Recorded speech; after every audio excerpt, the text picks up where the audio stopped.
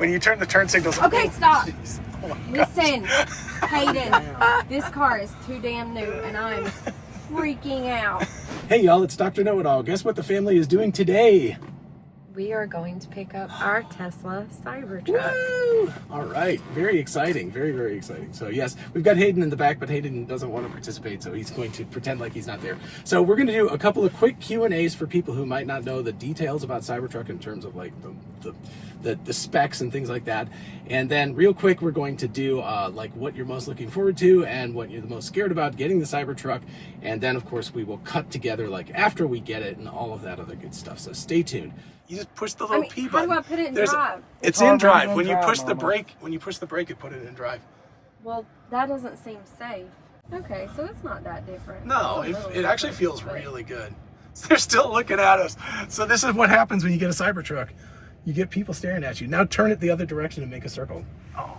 So let's start off with some specs. 11,000 pounds towing capacity.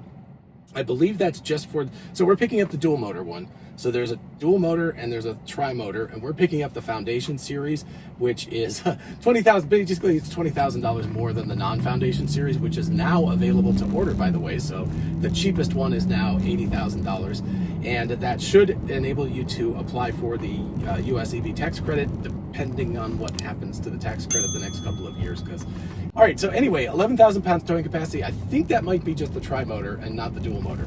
I think the dual motor, but I could be wrong about that. Anyway, 340 and the miles. tri-motor is the beast? The beast, yes, beast mode.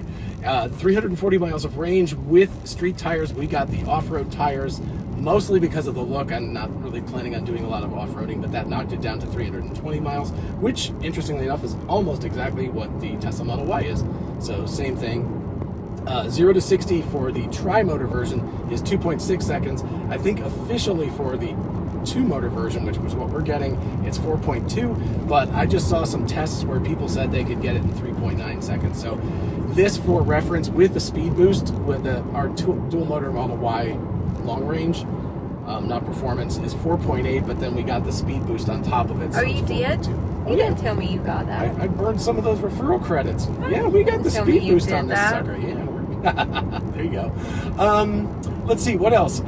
Question, you can also put, I believe, 2,600 pounds. Yes, 2,500 pounds. You can put 2,500 pounds in the bed, and the bed is 4 feet by 6 feet. It's a full 6 feet.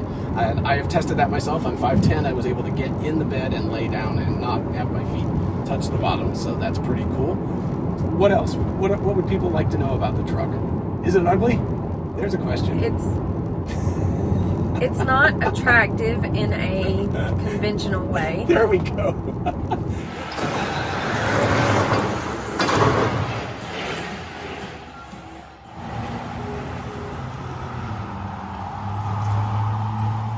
Woo!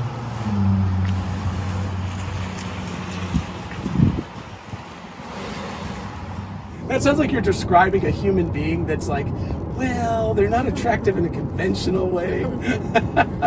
But it's what's on the inside that counts. It's super cool. Yeah. It looks like a refrigerator. It is a refrigerator. It's got stainless steel on the outside. So we're probably going to get it wrapped. And by the way, anybody in the Atlanta or Athens area, email me down below if you're interested in wrapping our truck, because let's talk. But it's a blank canvas. Yeah, it's a blank canvas. You can put anything you want on it. Any color you want. Yeah, so I'm excited about thinking about that, because I do feel like we want to get a wrap. Yeah, for sure. And it's got steer-by-wire, 4-wheel steer-by-wire, which means that there's no actual mechanical linkage between the steering wheel and the tires.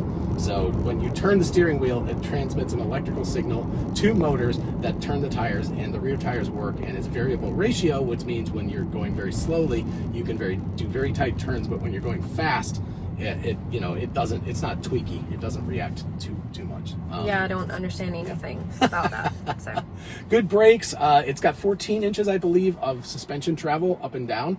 So if you care about doing off-roading and things like that, then obviously you want that. So if you're driving the truck regularly, it would be down. But it's kind of in a middle mode. I think if you go into like beast mode or something like that, it puts it lower, so it reduces the track. I think it adjusts it interactively. So when you get in and out of the car, it puts it in kind of an entry exit mode where it's very low. So you don't have to, so you don't have to step down out of the truck. But when you're driving, I think it kind of automatically adjusts. Like at highway speeds, I think it gets a little lower because you want less room under the car, so it's better air flow. And then if you're driving locally, I think it raises it up, but it does it really quickly and really quietly. There's like a big giant scuba tank in the back of the truck. Like it's inside, you can't see it, but it's in there. What do you mean scuba tank? Like just a big cylinder with air in it, and it pumps it up, and then that's what's used to fill the suspension. Yeah, so it's air suspension too. But what I was thinking about is it's really good in cornering, which you wouldn't think a truck would be. You'd think it'd be loose, and as you went around the corner, it would rotate. But it can. It's got, first of all, the battery pack is in the bottom. I think it's 113 kilowatt hours, but very heavy in the bottom, so it's got a super low center of gravity. But then it can also use the air suspension to push itself up as it goes around corners and stuff. So it's super, super stable going around corners. So it's not just really fast, but it's also very stable. And speaking of security, that's what I was talking about. It's got a tonneau cover, which like rolls down over the back of the truck. So you've got a 6x4 foot bed that is completely locked, which is not standard for a truck, which is really cool, by the way, because that Is that means, locked? it is locked. I mean, just by default, you can't. It's made out of aluminum. So you'd have to take like a sledgehammer to it to get, But I mean, somebody can't just come up to the back of your truck and hit that button to make it. Yeah, there is a button on the back, but it only works when your phone is next to it. So Okay. yeah, Well, yeah. So it locks like the rest of the car. So in my mind, I'm going to see how this works living with it for a while, and of course we'll do videos about this. But I imagine it as like an SUV. It's like a really big SUV. In a weird way, it's sort of like the Model Y, just a lot bigger. Do your little circle thing. Whoa, whoa, whoa, whoa. There whoa, it is. Whoa. That's what I'm talking about. Okay, Look at I that want thing. to get out. Y'all play. I'm going. Hayden. No. John. That's John, awesome. did you hear? No, let me out. Okay, wait. Come on. That was fun. All right, he'll be nice. Okay. There we go. It's so far. He took it's that so turn far. way too fast. It felt way like a too- carnival ride. That was It felt like it was cool. going to tip over. It felt like a carnival ride. That was badass. So that brings us to, what are you looking forward to the most out of the Cybertruck? Having a truck. Okay. And I will go too. I will say what I'm looking forward to the most is having a truck. Are you really? Because you're not a truck guy. I at know, all. but I've never been, but I'm excited about that. It's something different. And what are you most afraid of or worried about? There's a couple of things, but I think rust, and I don't know why. I don't know anything about it, but the truck obviously hasn't been out there for very long, and I just, I keep hearing all these things about rust, and I don't know much about it, but I'm also worried, that it could happen. There have been, Chris Dirty Tesla has demonstrated that you can get rust on it. It tends to be splotchy and stuff. The stainless steel is very thick. It's a couple of millimeters thick, so rust is not going to be a problem. So if but you get can be it unsafe. wrapped, That is an interesting question. Does it keep that from happening? So here's the interesting thing about stainless steel. Stainless steel rusts, but the rust layer is the very outside layer, which oxidizes with the air, and it looks like regular steel. It doesn't really rust, but what it does, it creates a boundary layer with oxygen. So it reacts with oxygen. So if you cut it or something, right, if you make a scrape on it, immediately oxygen gets in there and it interacts with the material in the stainless steel, and it creates a boundary layer which keeps rust from happening. So the question is, if you put a wrap on it, you're cutting off the oxygen supply. So if there's a little bit of rust there, that rust could actually develop and develop. Oh, so it could hurt it. It could actually hurt it because More it's than not help getting it. oxygen into there. So Oh. I don't know. This is a concern, and obviously nobody has. I guess we've had DeLoreans and stuff, but nobody wrapped their DeLoreans. So we'll have to just wait and see what happens. But I mean, did DeLoreans get rust though? I believe they did. I wasn't really part of the DeLorean. But I feel like, crowd. can't you clean? Yeah, as you long just as take you a piece of maintain it. the same thing you do with a refrigerator. You just take some of that. Well, I've never Steel had a wool or- refrigerator that rusted either. Yeah, we've got rust spots on our refrigerator. What? On our stainless steel, down where the freezer is, there's little splotches. So, you can take some steel wool and stuff like that and rub it off. Oh, and well, we get can't it. have that. Yeah. Well, I'm blind, so I can't see. So I wish you hadn't told me that. I know. I was like, wait.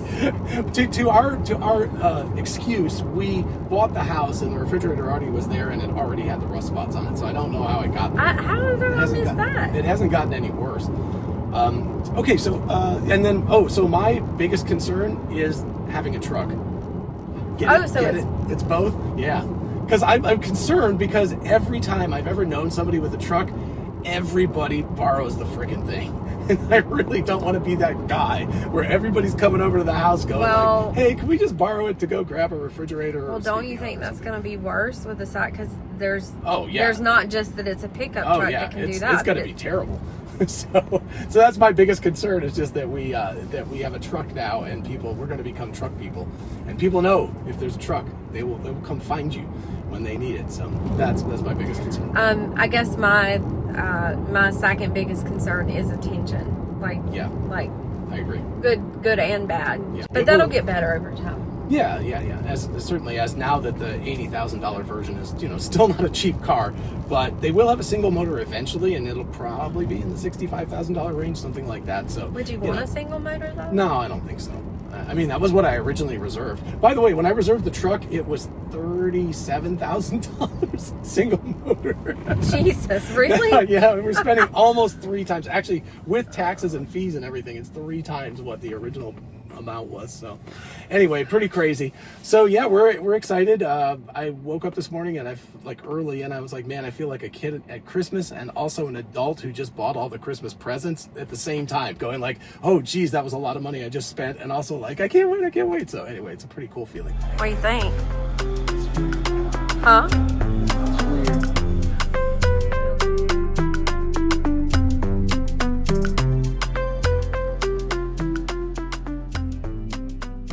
All right, and we're back. We have someone else's problem. That's the name of our truck. It is a E&M Banks rock spaceship, from his Culture series. So anyway, had to name it that. The music system, amazing, but I would get a copyright strike if I tried to play anything. We did Back in Black as our first song because we had to. Hayden is filming, by the way, so Hayden's awesome. Anyway, you can see full screen is great. All this stuff is great. You get nice little touches with the Cybertruck. My favorite feature that I forgot to mention before we got there, because I forgot about it, is cooled seats, not heated seats, but cooled seats. So it's like on auto right now, and it's blowing cool air on both of our backs and our butts, and it is awesome. We were both. Hayden was like, "Yeah, when we get done with pickleball, we can come home and just be like, just blast the cold air on our rear end." So anyway, Lane she had somewhat fun. Hayden had a lot of fun driving it the first time and trying to do donuts in the parking lot, and she freaked out. He's being all quiet over there, but he thought it was funny. Okay, a couple of observations. Number one, this is great. It's really nice to have the rear view here. It's actually way more convenient. Also, I don't have full self-driving because the software update hasn't come through, but I do have traffic-aware cruise control that's going on, that's vision-based. So I had to drive it a few miles. We had 6 whole miles on the car when we got it, which is crazy. But anyway, after driving it a few miles, it calibrated, and so now it's doing traffic-aware cruise control. And so anyway, this is great. It's nice to have the rear view mirror here. This is utterly useless with the tonneau cover closed. It's black. So they should have actually made a way to just unscrew it and take it away because it's dumb. There's no reason for it at all. But anyway, this actually is, I'm just saying that in general, I found this to be easier and more convenient instead of having to look way up off there to the right. It's just straight there. We can see it. Lane enjoyed driving the car. Hayden's enjoyed driving the car. The accent colors are cool. You can change them to whatever you want to. And the car, wow, it drives so smooth. We were like driving along and saying, man, everybody's driving so slow. And then we realized we were doing 55. I was like, whoops. We were going way faster than we thought because the car is just so smooth. I have put it into sport mode for driving control. So I think under dynamics, I have not put it under sport. Now it's under sport. So we'll see if it's a little more oomphy about that. Anyway, love the touches about this. The display looks awesome when you have the slightly angled look of everything. Let's see, what else? Oh, the buttons. The side view, or sorry, the turn signals. Let's see if it slows down for this guy. You can show that. Yeah, so see, it's doing it. It's got it. Cool. Anyway, the turn signals are the most annoying thing, as I expected, because I keep wanting to click the stalk, so it's going to take a couple of days. The microphone, no big deal. I actually was able to move that very easily because it's close to your thumb, so that's easy. And then now this is the cruise control. So if I push this button, it cruises, and then if I push it in or out, it sets the, you can see it sets the length between us and the car. This is the regular autopilot. As soon as I get the software update to get 12.5.5, so I can drive full self-driving on this car, of course I will do a full self-driving test. In the meantime, I think that, Lane loved it. Hayden loved it. I love it. This is great. It's so comfortable to drive. The steering is fantastic. The four-wheel steer-by-wire is great. Did you like it, Hayden? Yeah, it was good. Yeah, it was good. Okay, there you go. That's all you're going to get out of it. But he really liked it. He was doing donuts in the parking lot, so we were having fun. And yeah, and the handling, actually, the sports handling does feel, it's a little more like solid, so, which is what I always like. So you get to drive a gigantic truck that feels like a real tight, like SUV racing kind of car, and it's great. All right, we have spent the day and driving to get the Cybertruck, getting the Cybertruck. It is now almost night, so we are actually cool little light bar up here. Anyway, what do you think? We each drove halfway back, so what do you think? It's big. It's big. It's big. It is also an attention grabber. It is like, I can't believe it. Like we just like parked it, walked into a store and walked back out again, and just like people were milling around it and asking us questions. I don't like that. John loves that. I don't love it. I'm like, I will talk about this stuff all day. Yeah. Anything else? No. I don't know. It's big. It's big. It's big. It's also, but you know what? It's somebody else's problem. Oh, do you know, it is somebody, and her... That's the name of our car. Yes. And So her pronouns are she and her. So, just so everybody's aware. Are you woke? What I do miss, and what is terrible, is not having the FSD. Oh my gosh, yes. Yeah, the software update had been checked for the day, so we can't check again till tomorrow, but I'm going to be living... It's crazy. We had to drive an hour and 45 minutes home, and not having FSD, man, it feels like being a proletariat. So to all the Cybertruck people who drove without FSD for like months and months, I pity you guys, because that sucks. It really sucks not having FSD. Yeah. So anyway, all right, we had a great time. We love the truck. Thank you so much, Tesla Fayetteville and Anthony, for helping us out. And yeah, we'll see you in the next one. Hopefully an FSD test in the Cybertruck soon. But in the meantime, we'll see you in the next video. Bye-bye. Bye.